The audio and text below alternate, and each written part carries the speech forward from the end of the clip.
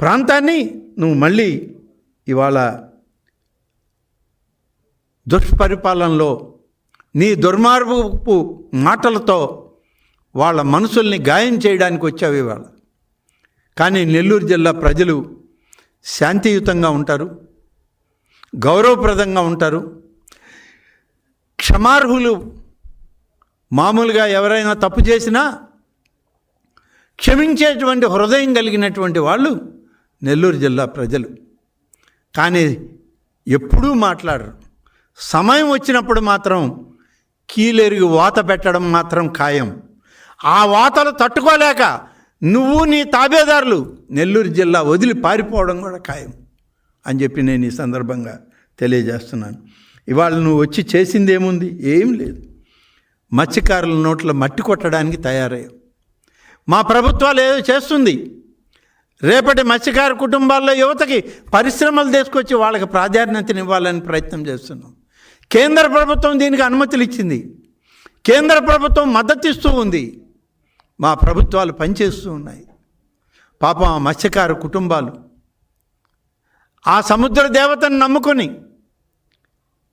దీనిలో మేము భవిష్యత్తును చూసుకుంటున్నామని అంటే ఆఖరికి సముద్రాన్ని కూడా వదలకుండా ఆ సముద్రుణ్ణి కూడా విషపూరితం చేయడానికి నువ్వు అక్కడ అడుగుపెట్టావంటే నీ పాదం మంచిది కాదు నాయన.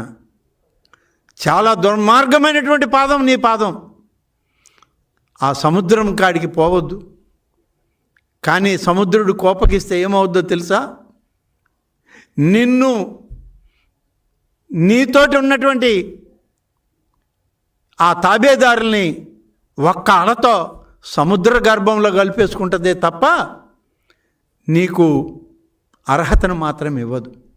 దయచేసి ఇటువంటి మాటలు, ఇటువంటి కార్యక్రమాల్లో నువ్వు మళ్ళీ నెల్లూరు జిల్లాలో ప్రయత్నాలు చేసేటువంటి కార్యక్రమానికి రావద్దు. మా జిల్లాలో చాలా స్పష్టమైన నిర్ణయం ఇచ్చాం. మా ప్రజలు చాలా స్పష్టంగా ఉన్నారు. 10 స్థానాలకి కూటమి నాయకత్వానికి ఇచ్చారు. పార్లమెంటు కూడా కూటమి స్థానానికి ఇచ్చారు. మరి నువ్వు ఏ మొహం పెట్టుకొని వచ్చావు? ఇవాళ అనేక పరిశ్రమలు వస్తున్నాయి. బీపీఎల్ లాంటి పరిశ్రమలు వస్తున్నాయి నెల్లూరు, ప్రకాశం జిల్లాల్లో. ఇండోసాల్ లాంటి పరిశ్రమలు తీసుకొస్తున్నాం. అనేక రకాలుగా ఇవాళ అభివృద్ధి చేస్తూ ఉంటే నీ ఏడుపు గుట్టు రాజకీయాలతో మళ్ళీ మా జిల్లాలో అడుగుపెట్టే ప్రయత్నం చేస్తున్నాం. ఒక్కసారి నువ్వు వెనక్కి తిరిగి చూసుకో. నీ హయాంలో గతంలో ఏం జరిగింది ఒక్కసారి ఆలోచన చేయి. గతంలో కాల్పులు జరిగాయి. ఎక్కడ జరిగాయి? కాల్పులు జరిగి చనిపోతే ఆ మత్స్యకారులే ఇవాళ స్తూపాన్ని కట్టుకొని మా కుటుంబ సభ్యులు మా కుటుంబాలకు దూరం అయ్యారని ప్రతి నిత్యం బాధపడుతున్నారు ఆ స్తూపాలు చూసుకొని. ఒకసారి గమనించండి. ఇవి నీ పరిపాలనలో జరిగినవి కావా? నీ తోటాలకు బలైనటువంటి కుటుంబాలు వాళ్ళే ఈ స్తూపాన్ని నిర్మించుకొని స్మారక స్తూపాలను చూసుకొని మేము ఇలా మా కుటుంబాల్లో కుటుంబ సభ్యులను కోల్పోయాము ఈ జగన్ రెడ్డి గన్ల వల్ల అని చెప్పి నీ గన్ కల్చర్ వల్ల జరిగిన నష్టం కాదా? ఇవాళ నీకు ఇంకా ఒకసారి గుర్తు చేస్తాను. మామూలు తుపాకులు కాదు. ఎటువంటి తుపాకులతో పేల్చావు వాళ్ళని? ఈ తుపాకులన్నీ పేలింది నీ హయాంలో కాదా? ఈ తుపాకులన్నీ పేల్చి తుపాకుల్ని వల్ల అనేక మంది మారణహోమం చేసి మరణం చెందితే కనీసం వాళ్ళను పలకరించే దిక్కు లేకపోతే ఆ కుటుంబాల వాళ్ళే ఇవాళ స్తూపాలు కట్టుకొని వాళ్ళ కుటుంబంలో ఉన్నటువంటి వాళ్ళని స్మరించుకుంటూ ఈరోజు పనిచేస్తున్నారని అంటే, వాళ్ళ జీవనాలు గడుపుతున్నారంటే, మత్స్యకారుల్లో ఈరోజు ఉన్నటువంటి ఆందోళనని కూటమి ప్రభుత్వం చల్లార్చి మీకు మంచి భవిష్యత్తునిస్తాం, మీ బిడ్డలకు ముందు తరాలకు ఒక భద్రతనిస్తాం, మీరు అడిగిన కార్యక్రమాలన్నిటినీ ఈ ప్రభుత్వం కట్టుబడి ఉంది, మీకు ఏ వాగ్దానం అయితే చేశామో ఆ వాగ్దానాన్ని నెరవేర్చుకుంటామని చెప్పి ఇవాళ కూటమి నాయకత్వం అంతా చంద్రబాబు నాయుడు గారు, పవన్ కళ్యాణ్ గారు, నారా లోకేష్ గారి నాయకత్వంలో ఇవాళ మా ప్రాంతాలకు వచ్చి మా మత్స్యకారులకు తోడుగా నిలబడితే ఇవాళ మత్స్యకారుల యొక్క విలువ నీకేం తెలుసు? నీకు సముద్రం అంటే తెలియదు. సముద్రం ఎప్పుడు చూడలేదు నువ్వు. సముద్రం ఎప్పుడు చూసిన పరిస్థితి లేదు. ఎందుకంటే ఎండమావుల్లో బతికినవాడివి నువ్వు, కేవలం ఊహల్లో బతికేవాడివి. కాబట్టి నువ్వు ఊహల్లోనే ఉండు. నువ్వు అవసరమైతే ఆ ఊహల్లో నుంచి అప్పుడప్పుడు కళ్ళు తెరిచినప్పుడు నీకు ఇష్టమైన ఆటలు ఆడుకో ఇంట్లో కూర్చొని కంప్యూటర్లతో. అంతే తప్ప జనజీవన స్రవంతిలోకి వచ్చి జనం మధ్యకు వచ్చి ప్రజల యొక్క జీవితాలతో నువ్వు ఆడుకోవద్దు. ప్రజలు ప్రశాంతంగా ఉన్నారు, సంతోషంగా ఉన్నారు, వాళ్ళని వదిలిపెట్టు తండ్రి అని చెప్పి ఈ జగన్ రెడ్డికి, ఆయన జగన్ కల్చర్కి ఫుల్ స్టాప్ పెట్టాల్సిన అవసరం ఉందని ఈ రాష్ట్ర ప్రజానీకానికి, మా కూటమి నాయకత్వానికి అందరికి కూడా మళ్ళీ ఒకసారి తెలియజేస్తూ సెలవు తీసుకుంటాను. Thank you. ఇవాళ ఒక్క విషయం నేను ముందే చెప్పాను. 94% స్ట్రైక్ రేట్తో 164 స్థానాలు కలిగినటువంటి కూటమి నాయకత్వం ఇది. నువ్వు కన్ను మూసుకొని కన్ను తెలిస్తే నీకు కనపడేది ఏంటంటే నువ్వు ఆడుకునేటువంటి పబ్జీ గేమ్, అంతేగాని ప్రజలు కాదు. అవి ఆడుకో, మాకేం అభ్యంతరం లేదు. నీ కర్ణాటకలో, బెంగళూరులో ఉన్న నీ ప్యాలెస్లో లక్షణంగా కంప్యూటర్లు పబ్జీ గేమ్లు ఆడుకో. అంతేగాని నువ్వు కళ్ళు తెరిస్తే ఏడాది భూమి బద్దలవద్దంటే ఇప్పుడు వచ్చావు జోల దీనికి. ఏం బద్దలైందయ్యా? ఆడేం ఒరిగింది? నువ్వు జోల దిన్నెలో జనం లేని దగ్గర ఒక సముద్ర పొట్టునున్న జట్టి కాడికి వస్తేనే ఆ జట్టి ఏం కాల.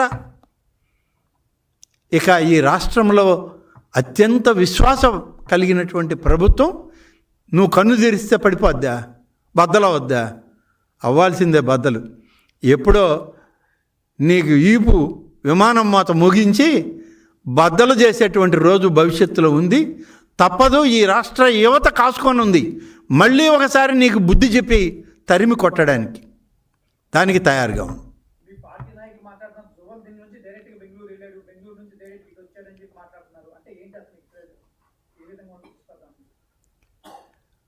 ఆయన అసలు ఈ రాష్ట్రంలో లేడు. ఆయన బెంగళూరు ప్యాలెస్లో ఉన్నాడు పాపం. ఆయన బెంగళూరు ప్యాలెస్లో ఉండి జోలుదీన్కి వస్తాడు. మళ్ళీ జోలుదీన్లో ఎండ తగిలిందని బెంగళూరుకి వెళ్ళిపోతాడు ప్యాలెస్లోకి. ప్యాలెస్ కల్చర్ నాయన అది.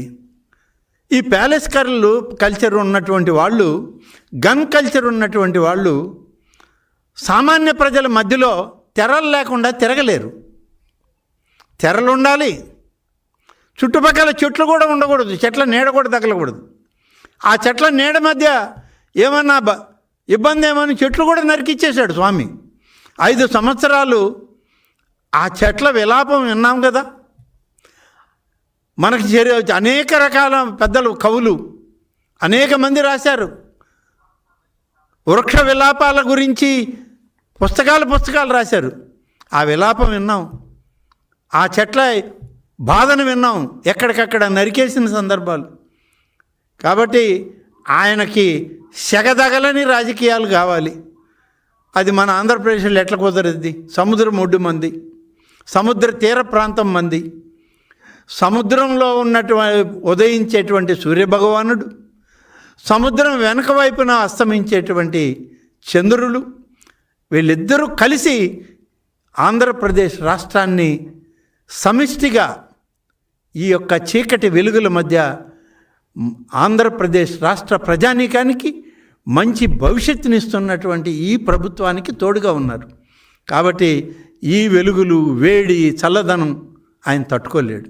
కాబట్టి ఆయన బెంగళూరులో ఉండడమే క్షేమం, ఇక్కడికి రావద్దు.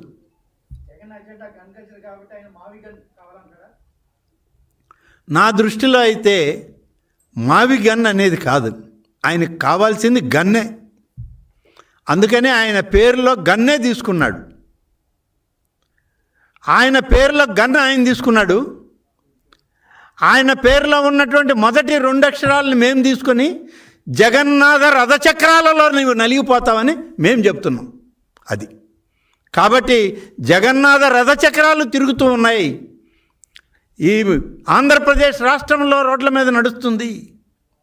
ఈ గన్నులు ఆ రథచక్రాల కింద పడి నలిగి ముక్కలైపోయి పీస్ అయిపోయి భూగర్భంలో, సముద్ర గర్భంలో కలిసిపోతుంది. Thank you. Okay, right.